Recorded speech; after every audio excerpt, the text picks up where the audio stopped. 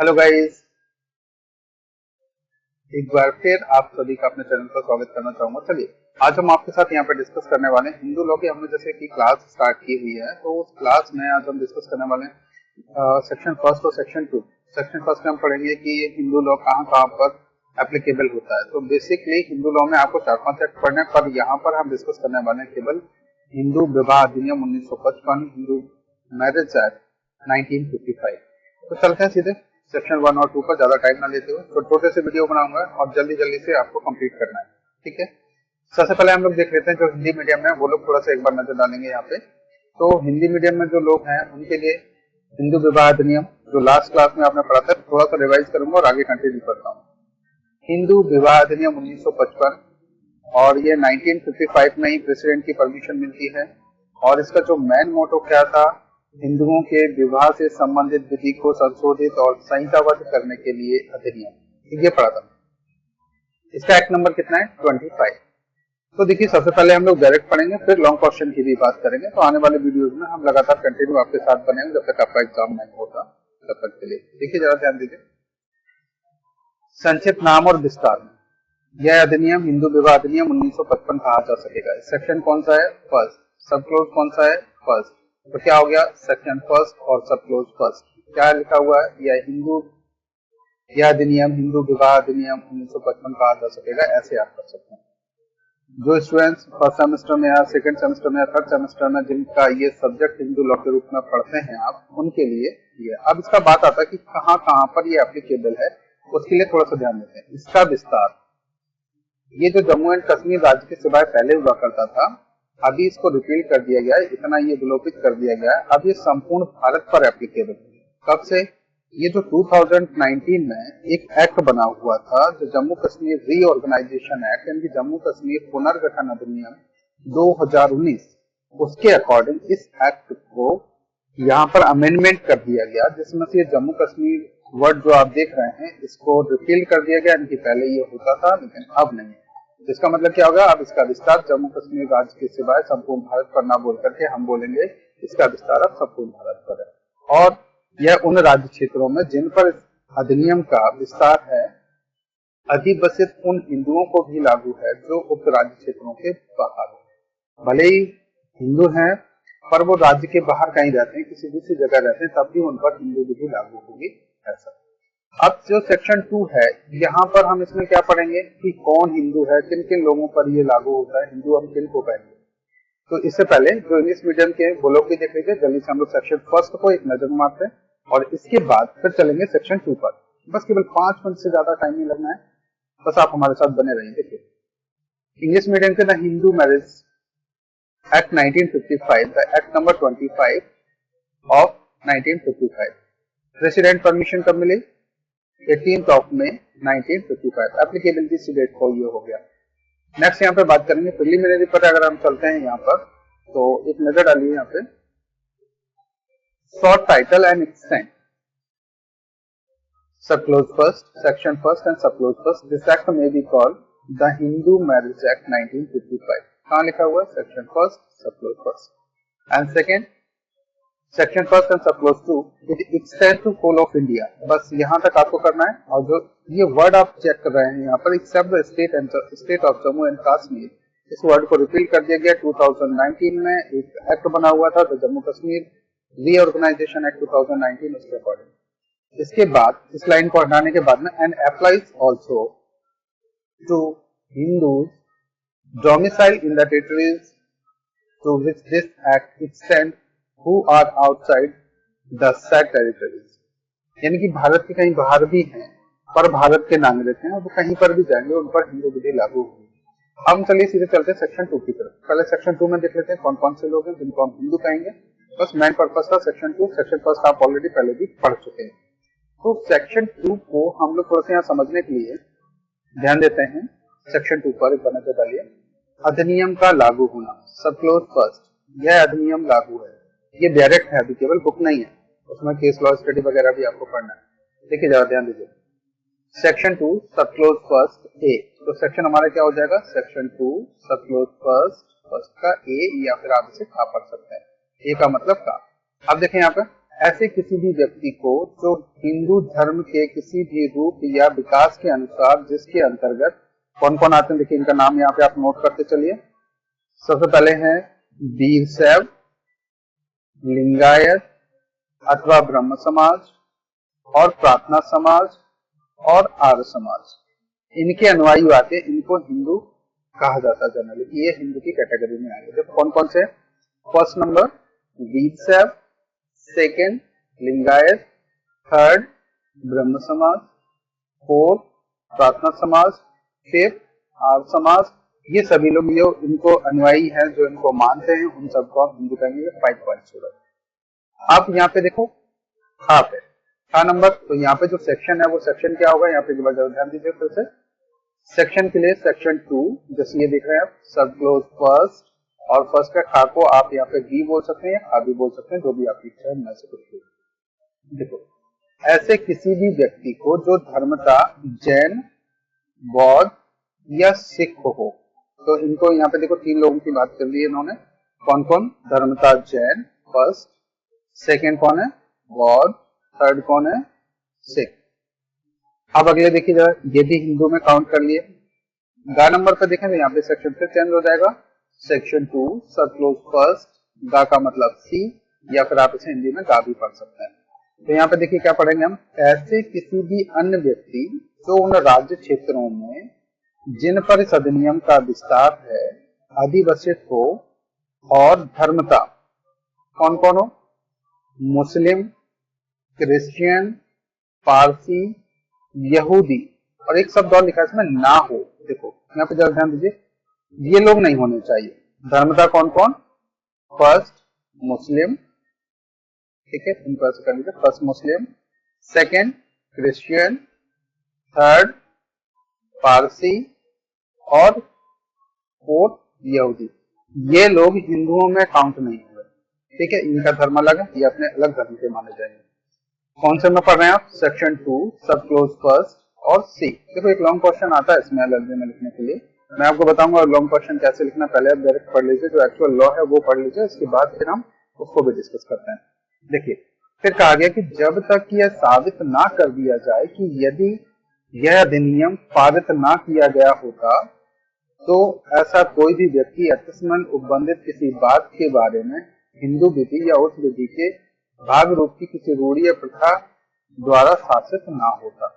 तो यहाँ पे ये जो लाइन आपने पढ़ा है, तो सबसे पहले हमें ये 4 जो धर्म है इनको निकालना कि भाई ये ऐसे हैं, भले ही भारत में रह रहे हैं पर अलग धर्मों को मानते हैं, वो हिंदू नहीं होंगे। तो कौन कौन से नहीं होंगे, मुस्लिम फर्स्ट, यहाँ पे देखो फिर से मैं एक बार ध्यान दीजिए, कौन कौन हो गए, first Muslim, second Christian, third Parsi और फोर्थ यहूदी।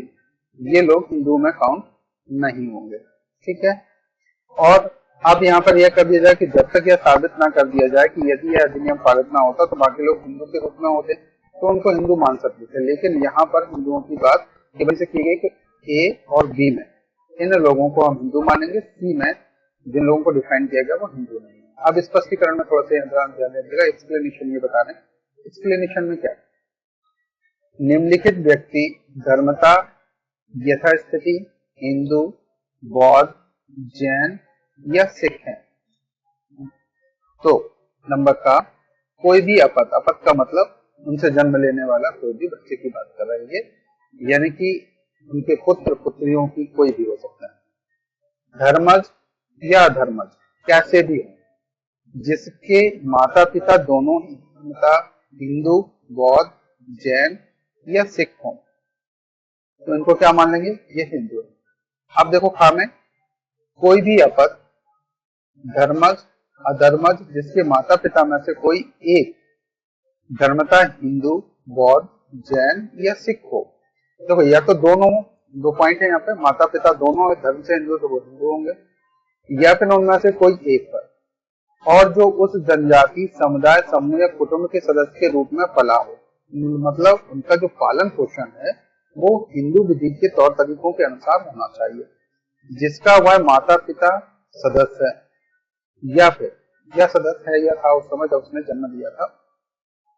गा नंबर पे एक बार देखेंगे यहाँ पर एक्सप्लेनेशन का, कि कोई भी ऐसा व्यक्ति जो हिंदू है, बौद्ध है, जैन है या सिख धर्म में संपरिवर्तित या प्रति संपरिवर्तित हो गया तो उसे भी हम क्या मान लेंगे कि वो व्यक्ति भी क्या हो गया, हिंदू है। संपरिवर्तित मतलब अपना धर्म परिवर्तन करके अगर वो हिंदू धर्म को एडॉप्ट कर लेते हैं तो ऐसा मान लिया जाए कि वो भी हिंदू है। अब देखें यहाँ पे सबक्लोज 2 सेक्शन आप कौन सा पढ़ रहे थे, यहाँ पे सेक्शन 2 और ये कौन सा है, सबक्लोज 2। देखें यहाँ पे क्या बोल रहा है, उपधारा 1 में अंतर्विष्ट किसी बात के होते हुए भी इस अधिनियम में अंतर्विष्ट किसी भी ऐसी जनजाति के सदस्यों को जो संविधान के अनुच्छेद 366 के खंड 25 के अर्थ के अंतर्गत कौन कौन सी कैटेगरी के अंतर्गत आते हैं, अनुसूचित जनजाति, मतलब हम यहाँ एसटी की बात कर रहे हैं, तो लागू ना होगी जब तक कि केंद्रीय सरकार शासकीय राजपत्र में अधिसूचना द्वारा अन्यथा निर्दिष्ट न कर दे। ऐसी कोई भी कास्ट में जो एसटी को बिलोंग करती है, अगर उसमें कोई अपने आप इन्वॉल्व होना चाह रहा तो डायरेक्ट नहीं होगा, जब तक केंद्र सरकार अपने शासकीय राजपत्र में इनकी गजट नोटिफिकेशन प्रकाशित ना कर दे कि ये लोग एसटी की कैटेगरी में काम करेंगे। आप देखें यहाँ पे नेक्स्ट पॉइंट पर तीसरा, तो यहाँ सेक्शन कौन सा हो जाएगा, सेक्शन 2 सबक्लोज 3। अब देखिए यहाँ पे जरा ध्यान देते हैं इसको, इस अधिनियम के किसी भी प्रभाग में आए हुए हिंदू पद का ऐसा अर्थ लगाया जाएगा मानो उसके अंतर्गत ऐसा व्यक्ति आता हो जो धर्मतः हिंदू नहीं है, तथापि ऐसा व्यक्ति है जिसे इस अधिनियम या इस धारा के अंतर्गत उपबंधों पर लागू होता है। तो आप यहाँ पे देखिए जरा ध्यान दीजिएगा कि कौन से लोग हिंदू हैं और कौन से नहीं है, ये सवाल आता है। तो वही जो ऊपर हमने पढ़ा हो कि दोनों माता पिता में से कोई हो या जिसका पालन पोषण हिंदू रीति से किया गया हो या संपरिवर्तित हो गया हो, उनमें से कहीं आता तो हम उसे यहाँ हिंदू मान लेते हैं, अदरवाइज यहाँ हिंदू नहीं मानेंगे। तो सेक्शन 2 आपका यहाँ पे ये कंप्लीट हो रहा है। जो इंग्लिश मीडियम के वो इंपॉर्टेंट पॉइंट्स में एक बार नजर डाल लीजिए, ध्यान दीजिए। अब यहाँ पे आगे देखो कौन कौन से सेक्शन फर्स्ट आप पढ़ चुके हैं, सेक्शन 2 को थोड़ा सा नजर डालते हैं। Section 2 subclause first, this act applies किस किस पर, नंबर ए, बी और सी, ये 3 पॉइंट्स आपको पढ़ना है। तो सेक्शन इसका भी वही होगा सेम, सेक्शन 2 सबक्लोज फर्स्ट और फर्स्ट का ए, ठीक है। Up to any person who is Hindu by religion in any of its forms और developments include a Vaishnava, Lingayat और a follower of the Brahmo, Prarthana और आर्य समाज। तो टोटल 5 है, चाहे आप हिंदी में पढ़े चाहे इंग्लिश में पढ़े, टोटल ये 5 है। देखिए जरा ध्यान दीजिए, फर्स्ट वैष्णव, सेकंड लिंगायत और ब्रह्म समाज और प्रार्थना समाज एंड आर्य समाज, ये सब किसमें आएंगे, हिंदू में। कौन सा सेक्शन है, सेक्शन 2 सबक्लोज फर्स्ट और ए। अब बी पे थोड़ा सा यहाँ जरा ध्यान देंगे, section 2 subclause first and B, to any person who is Buddhist, Jain and Sikh by religion, इन सबको क्या मान लेंगे, ये भी हिंदू में। तीसरा सी पॉइंट जो था section 2 subclause first and C, इसमें क्या है, any other person domicile in the territories to which this act extend who is not a Muslim, जो कि मुस्लिम नहीं हो, क्रिश्चियन ना हो, पारसी ना हो और जीव ऑफ रिलीजन, इन चारों में से कोई ना हो और वो यहाँ एज ए रेजिडेंस यहाँ रह रहा है और हिंदुओं के तौर तरीके से अपना जीवन यापन कर रहा है, तो उसे हम हिंदू मान लेंगे, इन चारों को छोड़ करके, ठीक। या कोई अदर और रिलीजन में इन्वॉल्व होते तो उनको भी हम हिंदू काउंट नहीं करते हैं। तो कौन कौन से हैं, फर्स्ट मुस्लिम, सेकंड क्रिश्चियन और थर्ड पारसी एंड फोर्थ जीव ऑफ रिलीजन, ठीक है। इसके बाद एक्सप्लेनेशन में वही बताया गया कौन हिंदू है कौन नहीं है। तो देखिए एक्सप्लेनेशन में किस किस का कैसे हुआ, देखो Hindu, Buddhist, Jain, Sikh by religion, या तो बाय रिलीजन हो या फिर दूसरा हो सकता है यहाँ पे सबक्लोज ए में, जिनमें से देखो चाइल्ड लेजिटिमेट और illegitimate both whose parents are Hindu, जिनमें से जिनके दोनों पेरेंट्स हिंदू हैं, बुद्धिस्ट, जैन और सिख बाय रिलीजन, तो इनको हम क्या मान लेंगे, हिंदू है। या बी पार्ट में देखिए यहाँ का चाइल्ड लेजिटिमेट और illegitimate one of whose parent is a Hindu, Buddhist, Jain, Sikh, by religion and who is brought up as a member of the tribe community, group or family to which such parents belongs or belongs. Means इनमें से कोई भी एक, दोनों में से नहीं, one of whose parents, ये देखिए एक लाइन टू यहाँ पे, दोनों में से कोई भी एक पेरेंट्स है तो भी, चाहे माता या पिता में से कोई भी. सी में देखिए any person who is a convert और reconvert, the Hindu, Buddha, Buddhist, Jain और सिख, इनमें से अगर कोई व्यक्ति कन्वर्ट हो जाता है तो इनको भी हम क्या मान लेंगे, हिंदू. अब इसके बाद आपने पढ़ा था यहाँ पे 2 और 3 पॉइंट्स, यहाँ पे एक बार नजर डालेंगे. सेक्शन 2 और सब क्लोज 2.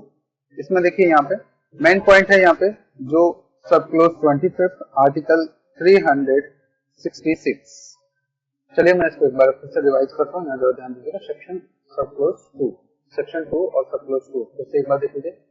देखिए यहाँ पे हम लोग बात करने वाले हैं नॉट विथ स्टैंडिंग यानी इन कंटेंट इन सबसेक्शन फर्स्ट. जो आपने सबसेक्शन फर्स्ट में पढ़ा था, जब तक उसमें कुछ अलग से कंटेंट की प्रोविजन ना किए गए हों तब nothing content in this act shall apply to the member of any scheduled tribe within the meaning of clause 25 of 366 of the Constitution. जो कॉन्स्टिट्यूशन में शेड्यूल ट्राइब या एसटी के लिए बात की गई, अगर इनके लिए ऐसा नहीं होता तब तक, जब तक कि यहाँ पर unless the central government by notification in the official gazette otherwise direct, जब तक कि कॉन्स्टिट्यूशन में जो प्रोविजंस है उसके लिए स्पेशल ऑफिशियल नोटिफिकेशन ना जारी कर दिया जाए सेंट्रल गवर्नमेंट के थ्रू, तब तक ये एप्लीकेबल नहीं है.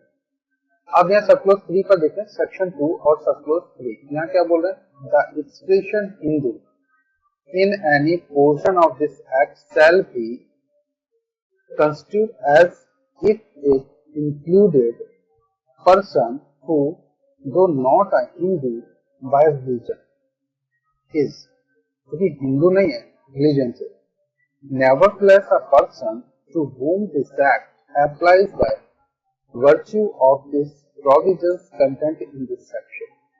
तो देखिए यहाँ पे जो ये कहा जा रहा है, जैसे कि हमने ये लास्ट में जो पढ़ा हुआ था, देखिए एक बात कि ऐसे लोग जो हिंदू की कैटेगरी में नहीं आते, बाय धर्म नहीं है, पर उनका पालन पोषण या वैसे हुआ हो तो उनको हम इसमें इंक्लूड कर सकते हैं.